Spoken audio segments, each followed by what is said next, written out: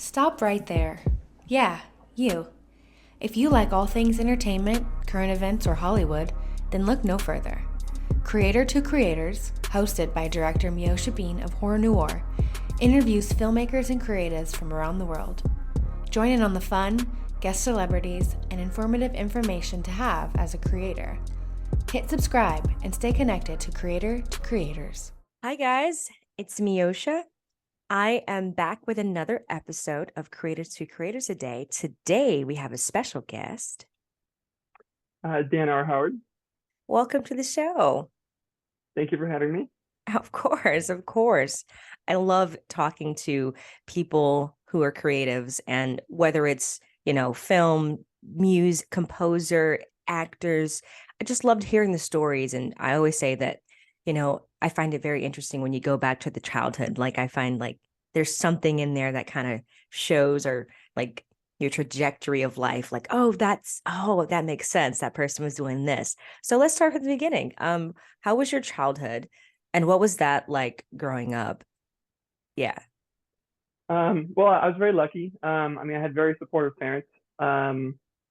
They both came from not supportive environments. So they were like full tilt, letting me follow my dreams. They had me test everything when I was young, played piano when I was 6 years old, and I actually didn't really like it. They had me test all the sports, soccer, basketball, and I just never was a sports guy. Didn't have that competitive energy in me. And then even though I didn't like piano, I kept taking piano lessons. And at a certain point, it stopped being a chore and turning into love, trying to think, yeah, I played cello in fourth grade and saxophone in fifth grade. And Nice. I was always around it. But I also always loved movies. That was always like the biggest pinnacle. And I always credit Lord of the Rings, the first one, Oh yeah, as good one. being what set off that film score bomb in my brain. I love it. Because it's just everyone obviously loves the music in Lord of the Rings, and it was very inspirational. But I also have memories of running around my house, the music from Indiana Jones. I would dress up like him and just put the score on and run around the house. So I was always very, very affected by film music. Um, and My parents always mentioned how at a pretty young age, when watching a movie, I would be listening to the film music. I love it. And I would comment on it afterwards, and they were like, "What? What are you talking about?" So I was always just especially attuned to it. Um, and yeah, I graduated from high school, and then I was taking music classes there, um, and I applied to Berklee College of Music in Boston, Nice. and I didn't get in the first try. Oh wow. Um, yeah, so I went in. I went to UMass Dartmouth, which was also in Massachusetts, and I studied music there for like 3 years. Kind of got my chops up, and then I had a composition teacher at UMass Dartmouth who knew I loved film scoring, Mhm. and my plan was just to graduate from UMass Dartmouth and you know move to LA kind of thing. And he was like, "Wow, if I were you, I would try Berklee one more time." And I was like, wow, I've already spent 3 years here at UMass Dartmouth, and he was like, just audition one more time, because he also taught at Berklee. Nice. So I auditioned one more time, and this time with the audition, I um, wrote my own piece on piano and auditioned with that. Nice. Whereas the first time I auditioned, I just picked two pieces that I thought they would want to hear, which they Mm, always say is the biggest mistake, I you know, see. because if you play what you think they want to hear, they probably heard that 1,000 times. Right, right. Wow, So I wrote that's my own piece, amazing. and then long story short, got in. That's incredible. Wow. I mean, I'm sure that was at first, I'm pretty sure you were like, I mean, if you could relive that moment, like, did you feel like discouraged at all when you didn't get in? And like, oh my God, it's over. Or like, I don't know, how did you deal with that? I was pretty young, so I still didn't know. I mean, I knew I wanted to do film scoring, but I think I was more disappointed than I wanted to admit to myself. Because when I didn't get in, I was like, okay, whatever. But then my mom actually told me years later that she had found I had like a Berkeley lanyard, Okay. and I had like cut it in half and threw it in the trash, you know. So, so I was a little more bummed than I wanted to admit, I think, Right. you know. Right. Right, of course. But you know, I feel like that's amazing. I think in our journey, which I find very interesting, I feel like you just really never know. And we're gonna have those like moments where it's quiet and it doesn't go quite the way you anticipated. And it's like, Hmm.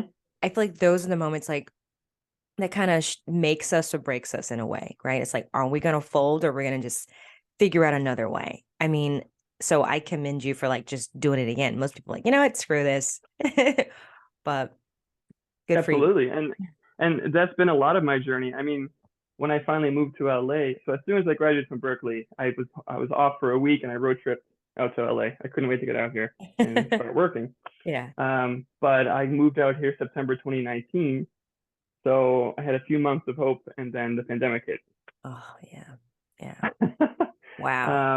And when I got to LA, I scored a short documentary. I was like, all right, things are happening. I'm doing the thing, and then it's just kind of like all shut down, you know. Wow. Um, but I hung out here. I found little music gigs to keep my brain active Yeah. and busy, and eventually let's see, July 2020, I believe, I got my first composer assistant job, and it was Awesome. remote because of the pandemic. Right. And similar situation, I lost that job after 3 weeks. Um, it was very difficult remotely, and there was very little training. So that was another kind of big blow, very discouraging. Yeah. It was a little embarrassing because I shared it on Facebook, and then I had to take it Oh, down. those are the um, worst. Oh, right? But I weirdly value all those moments because it did teach me what I like, or it was a big reminder, like you have things to work on, you know. So fast forward a little bit, almost exactly a year later, July 2021, I got another composer assistant job, and I was there for like a year and a half, and then I left on my own terms, you know. wow. Wow. Um, and that got me into the industry, and I was learning tons of valuable, not just composing stuff, but you have to know a lot of tech stuff for this job, which I didn't realize before Mm. I came out here, and just the way everything works with the whole film scoring process, you know. Oh And my since God. then, I've been very busy. That's incredible. Wow. Wow. Like I'm curious, like you said, there's a lot of tech that goes into it. Like you have to like so it's I'm sure like I don't know how your process is when you're composing or when you hear something like is there any like challenging aspects of composing when music or anything or like for Sure. you? Well, I mean, I have a very I don't. I mean, I say this half joking, I guess, but I don't like to think when I'm composing. Okay. I don't like to get caught up in is the harmony impressive, or like um, do I sound cool, or I just like let it come out, because there's nothing wrong with studying your craft. Of course, you should study your craft, but I believe in studying it and then almost in a way forgetting it, I so that got it it. just kind of comes out organically. Yeah. Um, so I have a very improv kind of approach where if I'm scoring a scene, I have this scene on my big screen here right in front of the piano, and I Hmm. just kind of play along to the scene, not really always with a plan. I'm just testing stuff out. I'm searching. I'm digging. Um, and then something sticks, and I go, oh, whoa. And then I start to craft a little bit more, and then you add layers and you build, and I'm also really really into making my own sounds. I have tons of plugins and software for manipulating sounds, so I'm always searching to surprise myself, but then of course to first and foremost support the film.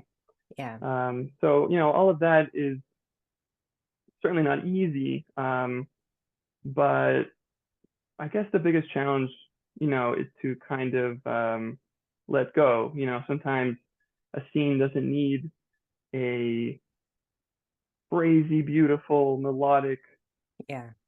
piece of music. Sometimes it just needs a little hum, or something. Yeah. And you have to let go because like, maybe it's just a low drone. It's just like, when someone watches the movie, they won't even hear that little Right. drone. But you are supporting it. You are giving the scene what it needs. I love So that. you have to kind of let go of your ego a little bit. Because most films there's a chance to when you get to show off the music a little bit. Yeah. Um, a scene without dialogue or something, or. I love that. I love that. Well, yeah, it's like a feeling. Like you just feel it. It feels right. And that's how you know it's like, okay, I'm not gonna, because I think it's interesting. I love to hear people's process when it comes to creating their thing. It's like, how do you know when it's like, all right, that's it. I'm gonna let it go. Because you can, like, I'm sure, build and keep building, and then it's just like this. Absolutely. And then on top of that, I mix my own music too, and that's another layer of tweaking and tweaking and tweaking. But I mean, I think the benefit with film is there's always a deadline. Yeah. So, you have to let go eventually. At a certain point, you're like, okay, this is what it is. So. Right. Right. Right. Have you like so have you ever like do you like so film is like the thing that's where you like that's it. You don't want to do any other types of like music composing. No, no. I mean, film is definitely my biggest drive, my biggest passion. Yeah. I've always liked the idea of I'm a big gamer. I would love to score video games too.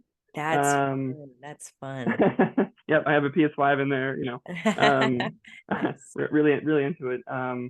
But film is definitely like what drives me the most. But I'm also into songwriting. I'm currently beginning work. I'm gonna produce a song for a singer. She sent me a song Oh. she wrote, and I'm gonna arrange it and such. So I'm very into that stuff too, and I have tons of like half-written songs or ideas that I want to put out a solo album eventually. Oh, Um, wow. Exclusive. We hear it here first. Yes. oh, right, yeah, there you go. It's out in the world, so now I have to do it, which is great. There we go. That's exciting. What made you say, yeah, I want to, you know what? Yes. Like, what made you say yes to doing a solo album? That's awesome, by the Ah, way. thank you. Well, when I was in high school, I before I was really into film composing, I played in a bunch of bands, and nothing that like went on tour or whatever, but I always had my friends and I played guitar for a while. I had a really, really heavy hard rock metal phase, so I played a lot of guitar. And then I played keyboard and synth for like a prog metal band when I was in college, so like um I do enjoy the band setting or just writing songs and stuff like that. Um, but I always joke that film scoring has kind of ruined me in the sense that without picture and without a deadline, it's actually hard for me to, like we were just saying, to let go. I have all these, like I said, half finished songs, and unless someone wants that song for a movie, it's just kind of hanging in the background. It's just an unsent letter. I get Um, Yeah. So I do believe eventually I will put something out because there's also, when you score a film, there's tons of music you're going to write that doesn't get used. Yeah. And it's not because it's bad necessarily, it's just that it didn't fit, or you went a different direction. So, it's certainly likely that I would put an album out of some of those unused tracks or I can rework them into like a solo album kind of thing. Nice. That's exciting. Well, hey, congratulations on that. That's really Thank exciting. you. Um, curious. So, do you have like any, I mean, obviously inspirations when it comes to people that you would love to work with in the composing side? Like you would like, that's someone that's like on the top of my list to like work with. Sorry, do you mean like a filmmaker or another composer? Film or composer? Yeah, both. Oh, gotcha. Okay. Um, well, I've always been inspired most by, as I say, the weirdos. Um, so I mean, on the filmmaking side, right now my favorite director is Panos Cosmatos, Oh, I've heard. and Wow. Okay. Wow. yeah, he just did. Well, he's probably most famous for Mandy, and he has another weird movie called Beyond the Black Rainbow. Um,